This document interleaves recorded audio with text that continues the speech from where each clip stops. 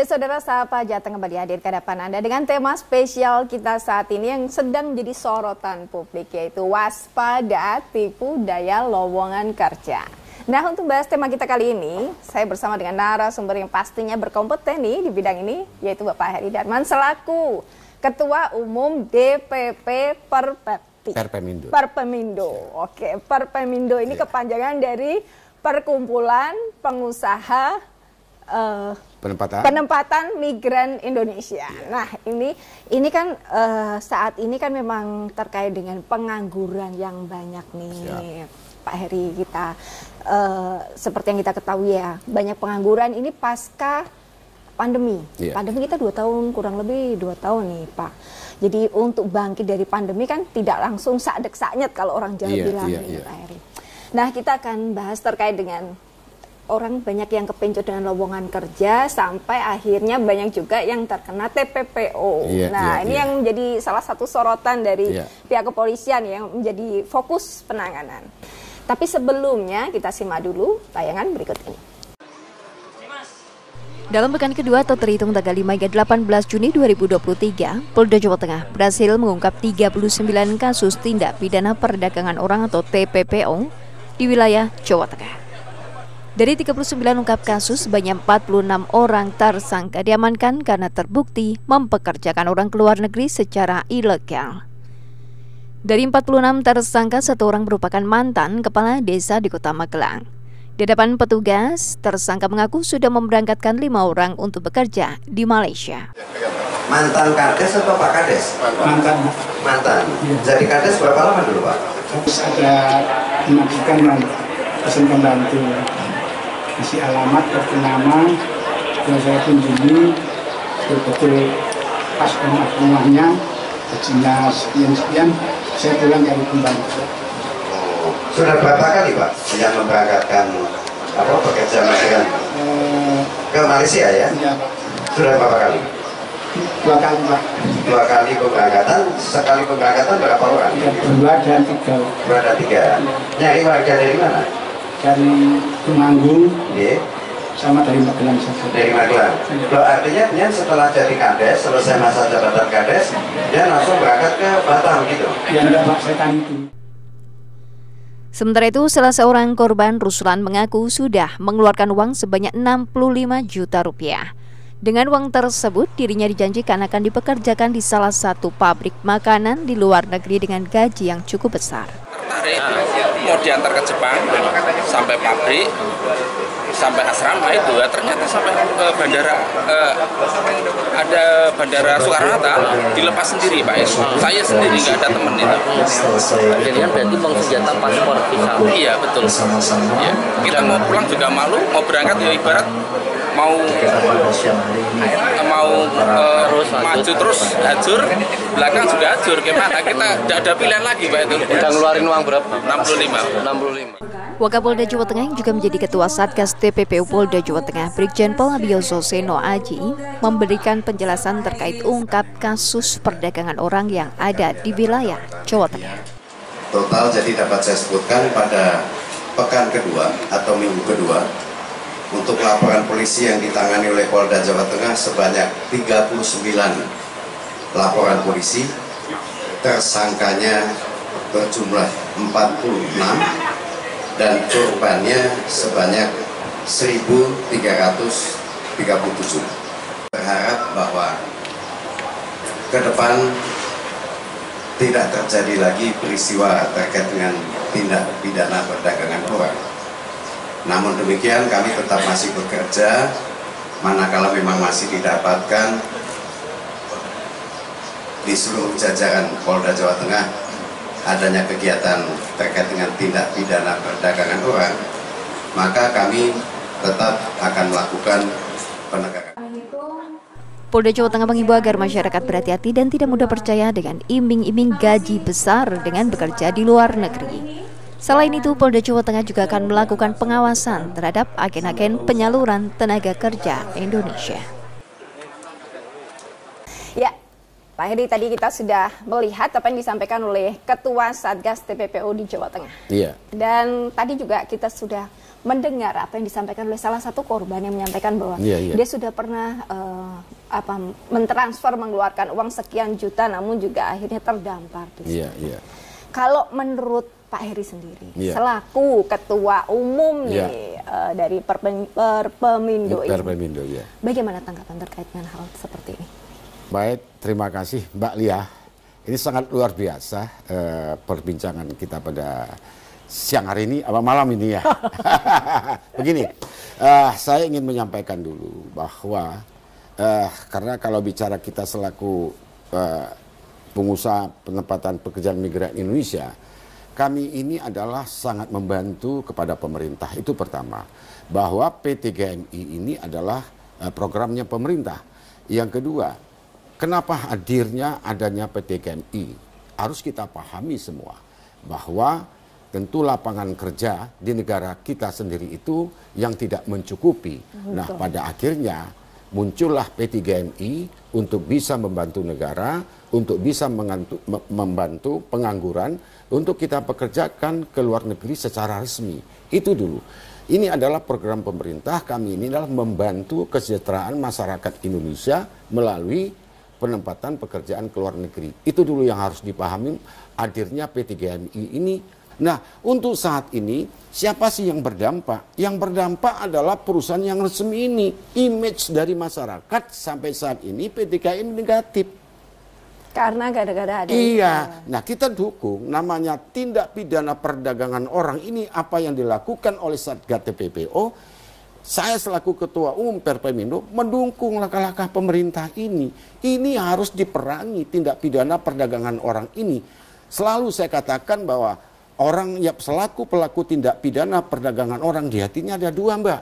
Apa tuh? Satu, tidak punya rasa kemanusiaan dan tidak punya rasa hati nuraninya. Karena yang dia pikirkan adalah bagaimana mencari untung sebanyak-banyaknya. Money oriented. Nah, ya? ini dia. Ini harus diperangi. Nah, tentu pada hari ini yang kita lihat, sampai hari ini yang kita lihat bahwa jangan sampai juga P3GMI ini disisir gitu loh. Jadi yang selama ini yang udah ditangkap ini kan setidaknya pasti yang ilegal, yang tidak resmi. Nah, ilegal ini kan bermacam-macam, Mbak. Nah, ilegal ini kan bermacam-macam. Apakah ilegal dia menggunakan perorangan? Nah, tentu kalau di Undang-Undang Nomor 18 tahun 2017 pasal 69, orang perorangan itu tidak punya hak dan wewenang untuk menempatkan warga negara Indonesia ke luar negeri. Nah, itu dia bisa diancam di pasal 81, itu diancam sampai 15 tahun, Mbak, pidananya. Ini kita akan bahas lagi nih Pak Heri. Sepertinya semangat sekali nih. Antusias karena pemirsa di sana juga penasaran nih sebenarnya. Kan iming-imingnya itu cukup menyajikan seperti angin surga gitu Pak Heri. Kan gaji tinggi, pekerjaan nggak terlalu ribet, weekend libur, bisa piknik dan lain sebagainya. Kalau yang di luar negeri sana, itu kalau lewat jalur-jalur itu kan janjian seperti itu. Kita akan kupas. Usai jeda pariwara berikut ini.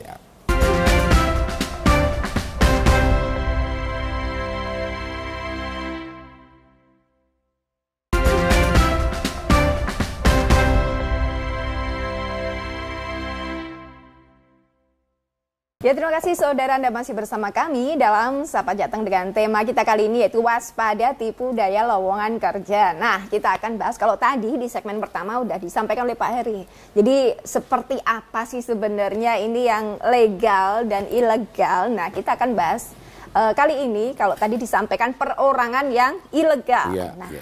Yang mau saya tanyakan apakah ada yang berbadan hukum tapi ilegal? Ya ada. Oh, ada. Ada dong. Nah, tadi kan saya katakan bahwa yang berbadan hukum itu tentu mendapatkan izin dari pemerintah, itu pertama dulu. Ya kan, seperti perusahaan-perusahaan P3GMI, ya kan, di bawah naungan Kementerian Tenaga Kerja, kan begitu. Nah, tentu yang resmi itu tuh jelas, yaitu punya plang, punya izin, dan punya job order sekalian, punya namanya SIP untuk perekrutan. Nah, itu wajib namanya SIP untuk perekrutan bagi calon-calon tenaga kerja. Jadi antara perusahaan yang ada di Indonesia itu bekerja sama dengan agensi ataupun perusahaan yang ada di luar negeri. Nah, semua itu setelah perusahaan P3GMI ini melakukan negosiasi dengan perusahaan yang ada di luar negeri ataupun agensi yang ada di luar negeri, itu wajib namanya membuat job order. Nah, job order itu wajib juga diketahui oleh KBRI ataupun KEJRI yang ada di Hong Kong. Itulah ciri-ciri di antara satu P3GMI yang resmi. Nah, setelah itu apakah bisa melakukan untuk menempatkan warga negara Indonesia? Belum. Oh. Masih ada persyaratan lagi. Masih ada lagi. Nah, setelah job order itu kan disepakati gaji berapa, ya kan, jam kerja berapa. Ya semua sudah ada di sana. Melakukan apa, buat kerja apa, di situ sudah ada perjanjiannya antara pihak P3GMI dengan perusahaan ataupun agen yang ada di luar negeri, permintaannya berapa banyak, terus diketahui oleh KJRI.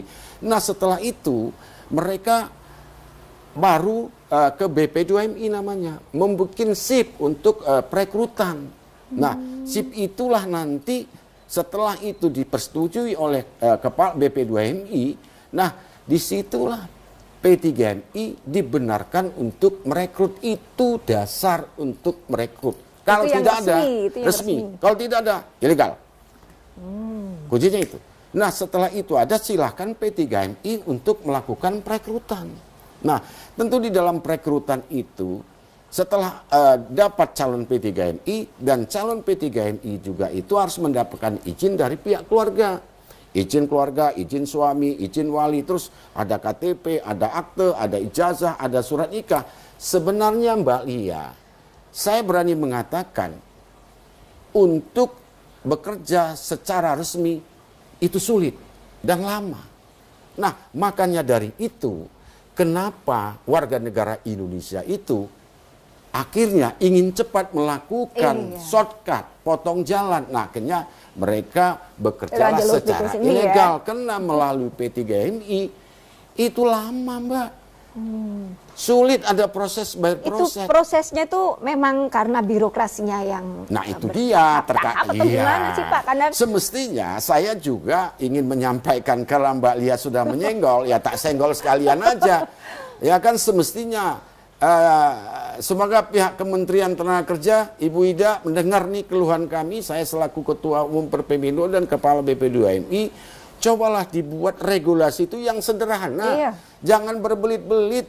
Ini juga di antara satunya, jika proses regulasi itu menghambat atau mempersulit banyaknya beja-beja, pada akhirnya warga negara Indonesia khususnya yang ex luar negeri, karena mereka sudah punya pengalaman dan mereka sudah tahu, sudah pinter bagaimana harus melewati bandara, keluar dari imigrasi, akhirnya mereka jalan sendiri. Lewat jalan ini lewat jalan sendiri. Nah, disitulah pada akhirnya ini juga kita mintalah kepada Kementerian Tenaga Kerja dan Kepala BP2MI ini untuk mempermudahlah, tapi tetap mengikuti aturan. Saya masih ingat itu, Mbak, di waktu itu Pak Jokowi pernah mengatakan jangan banyak aturan, dipermudah. Nah itu di situ Presiden aja sudah mengatakan itu. Harusnya gitu. Jadi logikanya gini, Pak Heri, kalau misalkan orang kepepet lagi nggak punya uang, kebutuhan banyak, pengangguran kan, berarti kan ada iming-iming nih kerja di luar negeri, cepat berangkatnya, misalkan bulan depan berangkat, nggak perlu ini, nggak perlu itu, nggak perlu gitu kan, orang langsung kepencet masuk sana. Betul. Nah, meskipun termasuk TPPO itu berarti. Tapi makanya dari itu memang kita melihat sebenarnya kalau P3GMI itu mah benar mau masuk resmi lama, Mbak. Berarti Pak Heri ada salah satu hal yang menjadi catatan utama ya. Misalkan ini kan pengangguran, kemudian banyak orang yang ingin kerja ke luar negeri dengan cepat. Kalau menunggu lewat P3GMI tadi durasinya sekian. Salah satu masukan mungkin buat pemerintah, birokrasinya. Betul. Jangan berbelit-belit lah. Intinya ngono wae lah. Tuntut poin gitu ya, Pak? Iya, tuntut poin. Tuntut poin. Kita juga akan tuntut poin usai jeda pariwara berikut saja, ini. Ya kan?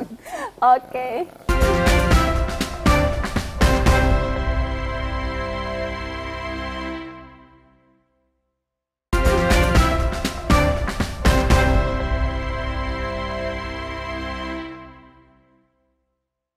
Ya, saudara, masih di Sapa Jateng dengan tema kita kali ini yaitu waspada tipu daya lowongan kerja. Tadi segmen 1, segmen 2 ini Pak Heri menjelaskan dengan berapi-api nih.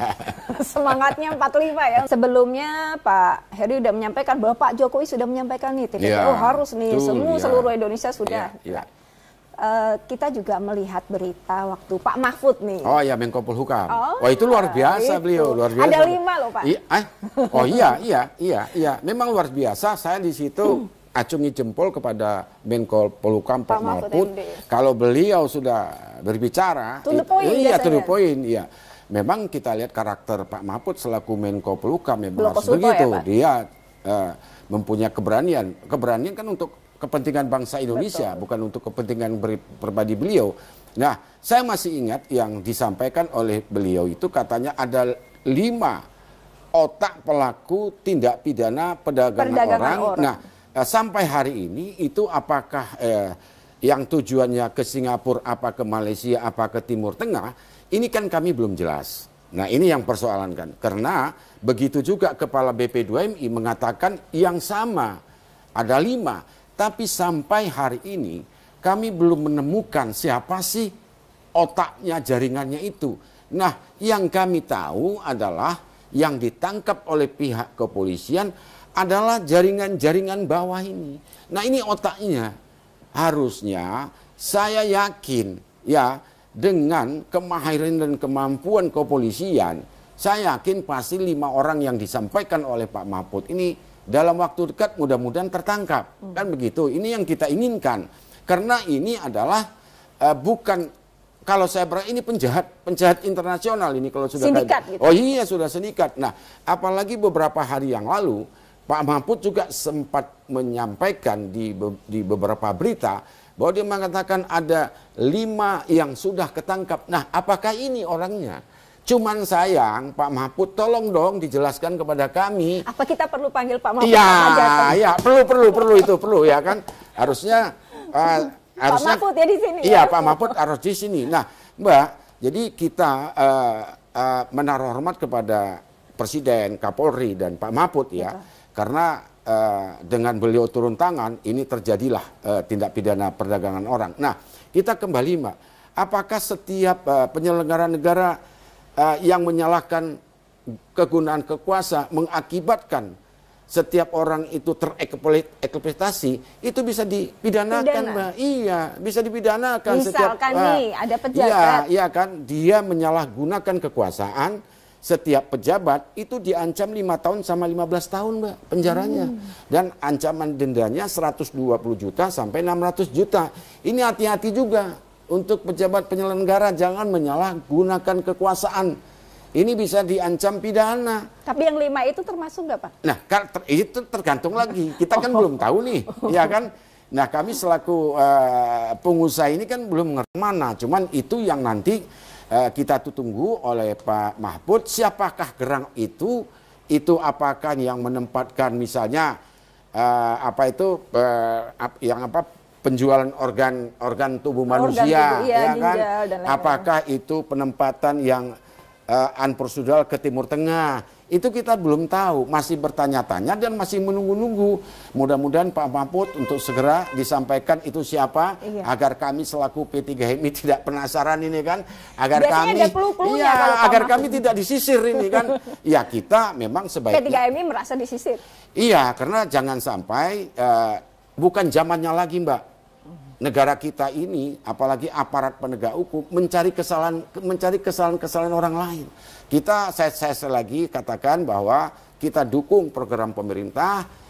Harus wajib perangi TPPO. Tindak pidana perdagangan orang, ini harus dilakukan, ya kan? Nah, inilah kita tunggu, ya kan? Kita tunggu Pak Mahfud untuk bisa memproses oknum pejabat yang terlibat di dalam meloloskan warga negara Indonesia bekerja ke luar negeri. Ini yang paling penting. Ini kita semangat. Ini kita satukan bersama, Mbak. Karena isu ini bukan isu TPPO ini bukan isu nasional, tetapi isu internasional. Itu yang harus penting itu, Mbak. Jadi tapi setidaknya kita apresiasi lah apa yang disampaikan oleh Pak Jokowi, iya, Pak Kapolri yang itu harus, semua, itu harus luar biasa itu. Okay. Nah, kenapa Mbak? Dengan ada tindak pidana operasi besar-besaran yang dilakukan oleh aparat kepolisian, saya rasa PT GMI jangan gusar. Harusnya kita berterima kasih kepada Jokowi, kepada Pak Mahfud, kepada Kapolri. Kenapa? Iya. Seandainya ini otak dan pelaku ini ditangkap, pada akhirnya warga negara Indonesia akan bekerja ke luar negeri melalui perusahaan yang resmi. Nah, itu ini dia. Jadi saya selaku ketua umum tetap berterima kasih kepada Presiden, Pak Mahfud, dan Pak Kapolri. Jadi ini orang-orang yang benar ini. Memang ada hikmahnya di sebalik itu. Di sebalik itu apa hikmahnya? Besok warga negara Indonesia semua berangkat secara resmi. Iya. Kan orang kadang mikirnya kerja apa aja yang penting halal. Iya. Nah, kadang mereka karena kepepet cari yang jalan pintas itu Pak Heri. Tapi dengan adanya TPPO ini kan langsung mereka berpikir ulang kan. Yang paling penting untuk saya pesan untuk PT GMI, ambil aja hikmahnya ini, karena kita jangan khawatir. Selagi kita menjalankan sesuatu yang benar, insya Allah aman-aman saja, tidur tenang, bobok tenang, makan tenang, kan begitu. Oke, hidup nyaman lah ya. Iya kan. Kan seperti itu Mbak. Betul. Memang kita melihat, ini kan kalau nggak salah saya operasi ini, kalau tidak salah, operasi ini kan 1 bulan, mulai tanggal 5, ya kan, sampai berarti udah ada 1 bulan, udah ya, ini tanggal berapa ya? Nah kalau tidak salah ya, tapi kalau sebelum tuntas ya, bisa tahap kedua kan. Nah yang kita harapkan benar-benar orang-orang yang melakukan tindak pidana perdagangan orang. Kita dukung, silakan. Tapi tolong jangan sisir perusahaan-perusahaan yang resmi itu aja. Kami berpesan ini kepada Pak Kapolri. Karena kami ini apapun membantu pemerintah, ya kan, membantu negara untuk pendapatan bisa. Jadi kami juga harus dilindungi. Ya kan, karena sama-sama warga karena negara resmi ya, iya. Resmi. Kalau yang ilegal, nah itu mau disisir. Oke, nah Pak Heri sebenarnya banyak hal yang mau saya tanyakan, apalagi nih netizen kan biasanya DM kita nih minta pertanyaan-pertanyaan. Nah, ini memang durasi yang 30 menit ini sepertinya belum bisa menjawab semua ya pertanyaan-pertanyaan dari netizen, tapi bagaimanapun juga apa yang sudah disampaikan Pak Heri tadi sudah membuat kita semua jadi tahu seperti ini. Pemirsa juga mungkin lebih ambil hikmahnya, jadi jangan langsung kepencot gara-gara mungkin karena angin surga, janji angin surga, gaji gede, dan ini dan itu. Orang kan pertama carinya gaji gede Pak. Iya itu dia. Gaji gede akhirnya lewat jalan pintas yang tidak resmi dan berbahaya karena itu tidak ditanggung kalau lewat jalan pintas itu ya Pak Heri. Betul. Jadi kalau mau ke luar negeri harus resmi. Nah, itu tadi perbincangan kita dengan narasumber Pak Heri ini selaku Ketua Umum DPP Perpemindo. Oke, kita berjumpa lagi pada Sapa Jateng lainnya dengan tema-tema menarik lainnya. Saya Farida Mahalia mewakili kerabat kerja yang bertugas mengucapkan terima kasih atas perhatian Anda. Kompas TV, independen, terpercaya.